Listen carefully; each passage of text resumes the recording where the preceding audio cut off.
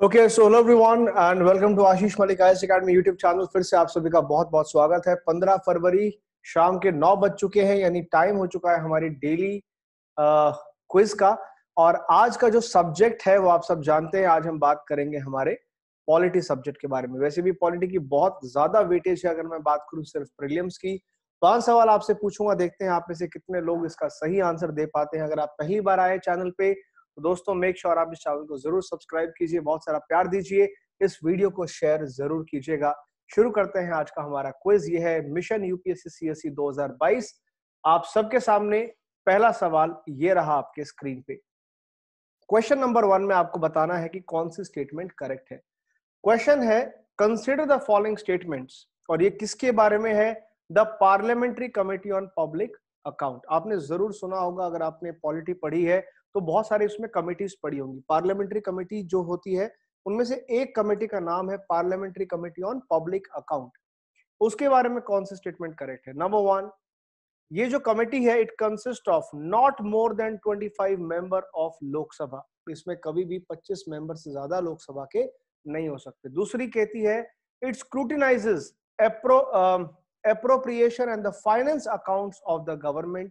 और third statement कहती है it examine the report of the controller and auditor general of India. यानी कि ये जो कैग होता है, कैग की रिपोर्ट को भी करते हैं एग्जामिन, उसको भी, उस रिपोर्ट को भी एग्जामिन करती है।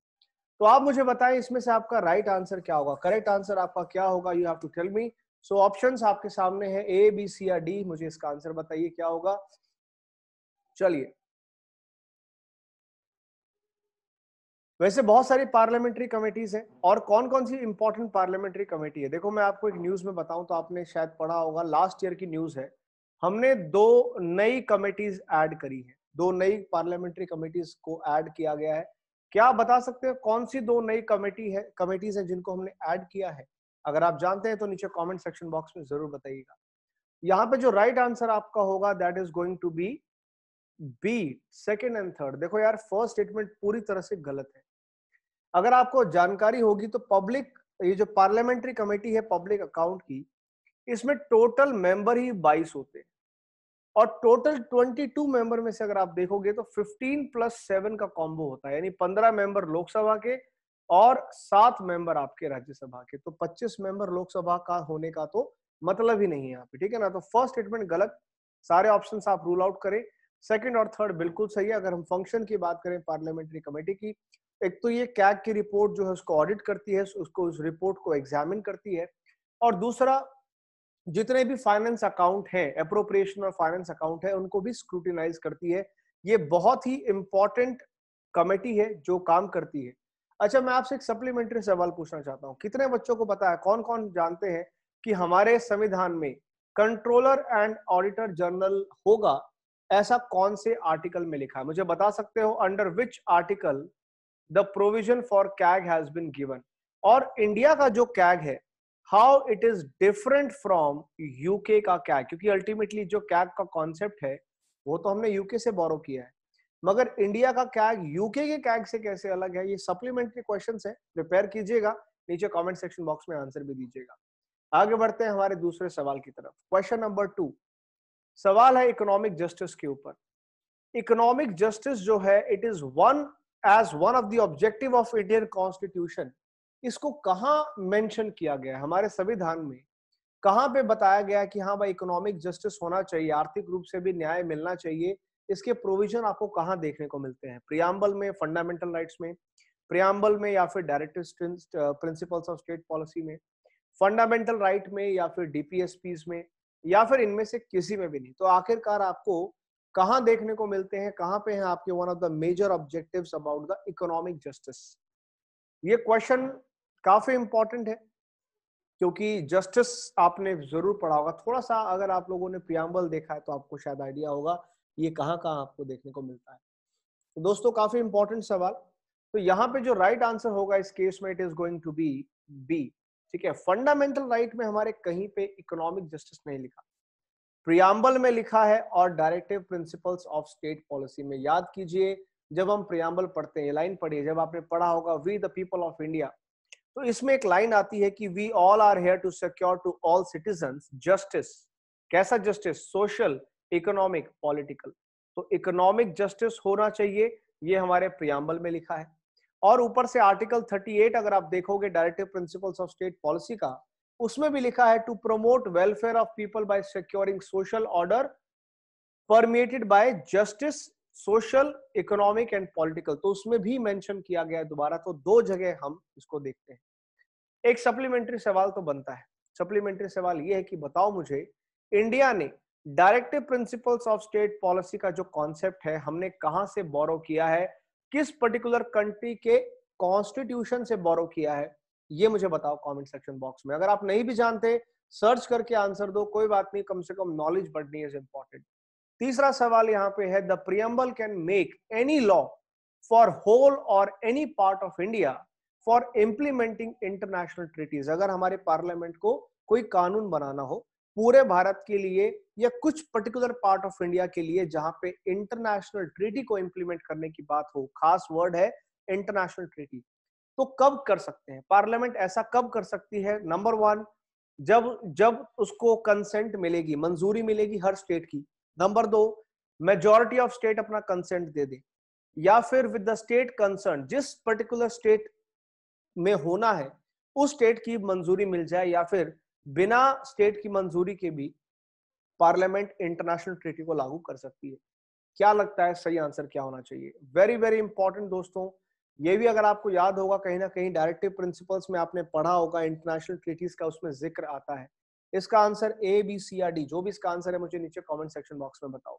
और इतने जब तक आप आंसर दोगे, मैं आपको बता दूं कि बाद में इसका पीडीएफ आप डाउनलोड आपको मिल जाएगा। अगर आपको पीडीएफ लेना है तो आशीष मलिक आईएएस अकेडमी के नाम से मेरा टेलीग्राम चैनल भी है, उसका लिंक मैंने दिया है नीचे डिस्क्रिप्शन बॉक्स में, वो आप ज्वाइन कर लो, वहां पे आपको पीडीएफ मिल जाएगी। ठीक है, चलिए, यहाँ पे जो राइट आंसर जो होगा इट विल बी डी। जी हाँ, थोड़ा सा शायद काफी बच्चों का आंसर ही गलत हो गया है, इसका मैं सही आंसर बताता हूँ क्या हो सकता है। देखिए, पार्लियामेंट जब आती है बात इंटरनेशनल ट्रीटी की, तो इंटरनेशनल ट्रीटी को इंप्लीमेंट करने के लिए किसी स्टेट का कोई रोल नहीं होता। स्टेट मंजूरी दे ना दे कोई फर्क नहीं पड़ता, बिना स्टेट की मंजूरी के भी पार्लियामेंट जो है इंटरनेशनल ट्रीटी को पूरा करने के लिए कोई भी प्रोविजन कर सकती है, कोई भी कानून बना सकती है। इट इज एब्सोल्युटली करेक्ट, क्योंकि सेंट्रल गवर्नमेंट के पास ये प्रोविजन होते हैं कि अगर इंटरनेशनल ऑब्लिगेशन है, इंटरनेशनल कमिटमेंट है कहीं पे, तो बिल्कुल बिना स्टेट की मंजूरी के भी वो फॉलो किया जा सकता है। That takes us to the next question, question number 4। इस केस में बताना है आपको कि कौन सी स्टेटमेंट जो है हमारी करेक्ट है। Which statement is correct? Number 1, the chairman and deputy chairman जो है राज्यसभा के, they are not the members of that house. यानी कि चेयरमैन और डेप्यूटी चेयरमैन जो है राज्यसभा में, वो उस मेंबर नहीं होते, उस हाउस के लोग राज्यसभा के मेंबर नहीं होते, अपर हाउस के। Number 2, while the nominated member of the two houses have no voting right in president election, they have the right to vote in election of vice president। आपने देखा होगा एक नॉमिनेटेड मेंबर्स होते हैं हमारे, ठीक है, यानी कि नॉमिनेटेड मेंबर्स दोनों हाउसेस में, कुछ राज्यसभा में भी होते हैं, लोकसभा में भी होते हैं। जो नॉमिनेटेड मेंबर्स हैं उनको प्रेसिडेंट के इलेक्शन में कोई अधिकार नहीं होता, लेकिन वाइस प्रेसिडेंट के इलेक्शन में वो वोट डाल सकते हैं। क्या लगता है सही क्या है? देखो, ऐसे ऐसे क्वेश्चन ना बिल्कुल डायरेक्ट क्वेश्चन है, इसमें कोई दिमाग भी नहीं लगाना है। अगर आपने कॉन्सेप्ट पढ़ा है तो पढ़ा है, नहीं पढ़ा नहीं पढ़ा है।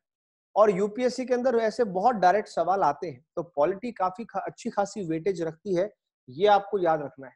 ठीक है, अब इस केस में बताओ मुझे आंसर क्या होगा। क्वेश्चन नंबर के साथ आंसर दिया करो।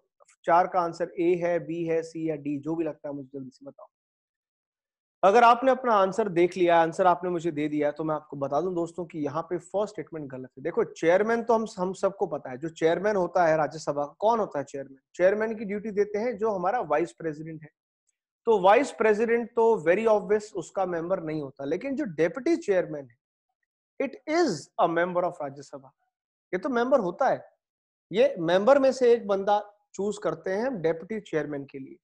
तो चेयरमैन नहीं होता, लेकिन deputy chairman is a member of Rajya Sabha. तो फर्स्ट गलत हो गया, सेकंड बिल्कुल सही है। नॉमिनेटेड मेंबर्स का प्रेसिडेंट के इलेक्शन में कोई काम नहीं है, लेकिन वाइस प्रेसिडेंट के इलेक्शन में definitely they have the right to vote.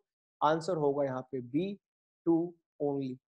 ऐसे ऐसे कॉन्सेप्ट्स को पढ़ो, आपकी जो स्टैटिक बुक है, चाहे एनसीईआरटी से पढ़ो, लक्ष्मीकांत से पढ़ो, जहां मर्जी से, डीडी बसु से पढ़ो, जहां से भी पढ़ते आए हो ना, मगर ये बेसिक बेसिक चीजों को रिवाइज करो, बहुत इंपॉर्टेंट है भाई। देखो प्रेसिडेंट के केस में ना सिर्फ इलेक्टेड मेंबर्स ही वोट डालते हैं, नॉमिनेटेड मेंबर्स वोट नहीं डालते। अब एक सप्लीमेंट्री सवाल पूछता हूं, मुझे ये बताओ कितने नॉमिनेटेड मेंबर्स होते हैं, how many nominated members we have for Lok Sabha and how many nominated members we have for Rajya Sabha. अगर आप जानते हैं तो नीचे कमेंट सेक्शन बॉक्स में ये भी सप्लीमेंट्री आंसर बताइएगा। आखिरी सवाल आज की हमारी वीडियो का, लेकिन इस वीडियो के बाद आपको मैं एक ऐसी अनाउंसमेंट बताऊंगा, आपके बड़े काम की है, सुन के जाइएगा। इस वीडियो के लास्ट में कुछ खास है आपके लिए। क्वेश्चन 5 ये कहता है, what will follow if a money bill is substantially amended bye Rajya Sabha. मान लीजिए एक मनी बिल है और उस मनी बिल को राज्यसभा ने कर दिया है अमेंड, उसमें संशोधन कर दिया, तो क्या होगा? अगर मनी बिल राज्यसभा के द्वारा अमेंड किया जाए तो उसका आगे फर्दर क्या होगा? ऑप्शन नंबर 1, लोकसभा में still proceed with the bill accepting और नॉट एक्सेप्टिंग द रिकमेंडेशन, यानी लोकसभा जो है वो उसकी मर्जी है, वो अमेंडमेंट्स को माने या ना माने वो भी काम चला देगी। Lok Sabha can not further consider the bill, लेकिन दूसरा ऑप्शन है कि नहीं, लोकसभा फिर कुछ नहीं कर सकती अगर राज्यसभा ने अमेंड कर दिया। लोकसभा में send the bill to Rajya Sabha for reconsideration, Lok Sabha वापस राज्यसभा को भेजेगी मनी बिल, बोलेगी मुझे बताओ इसको कंसिडर दोबारा करो। या हो सकता है प्रेसिडेंट जो है जॉइंट सेटिंग बुला ले ताकि इस बिल को पास किया जा सके। क्या लगता है क्या होना चाहिए सही आंसर? अगर आप इसका आंसर मुझे बताओ, जल्दी से बताओ, कमेंट सेक्शन बॉक्स आपके लिए वेट कर रहा है, ABC या डी। देखो भाई बहुत सिंपल सी बात है, मनी बिल के केस में राज्यसभा को कोई पावर नहीं है, राज्यसभा होना ना होना मायने नहीं रखती। मनी बिल के अंदर सारी जो पावर है वो लोकसभा को ही दी जाती है।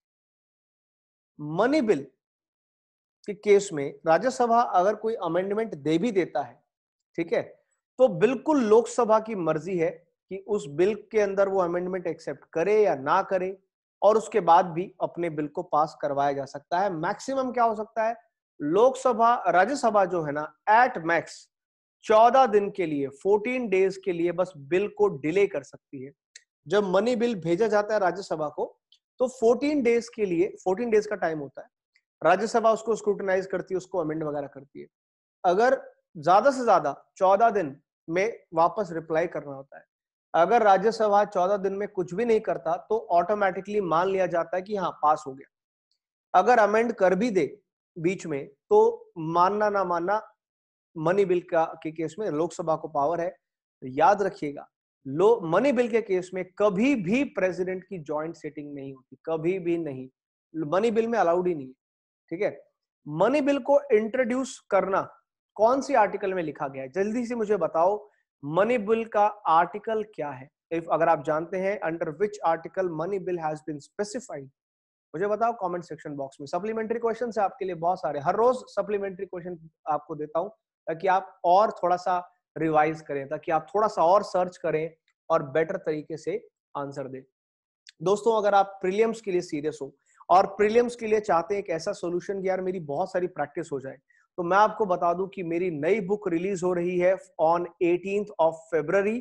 यही टाइम है इस बुक को प्री ऑर्डर करने का, जिसके अंदर 2000 से ज्यादा मोस्ट प्रोबेबल मेरे बनाए हुए एमसीक्यूज हैं और साथ में 500 यानी पिछले 5 साल के प्रीवियस ईयर क्वेश्चंस भी हैं।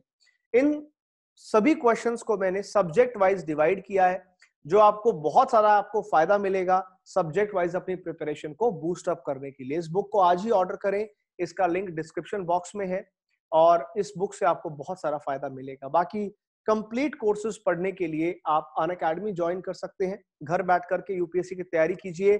मेरे साथ ज्योग्राफी, हिस्ट्री, एथिक्स और इकोनॉमी जैसे सब्जेक्ट्स आप पढ़ सकते हैं अनअकैडमी के ऊपर, सारे कोर्सेज अवेलेबल हैं। यहाँ पे डेली करंट अफेयर्स भी मैं करवाता हूँ, हर सुबह 11 बजे मेरी क्लास होती है, आप आए, बिल्कुल फ्री क्लास है, बस उसके लिए आपको यहाँ फॉलो करना होगा, आप मुझे फॉलो कर लीजिए और आए और जुड़े मेरे साथ अनअकैडमी के ऊपर। अब अनअकैडमी के ऊपर सब्सक्रिप्शन लेने का सबसे बेहतरीन मौका अब है दोस्तों, एक बहुत ही सुपर सेविंग ऑफर अनअकैडमी की तरफ से। जी हाँ, ये सिर्फ 16 फरवरी तक वैलिड है।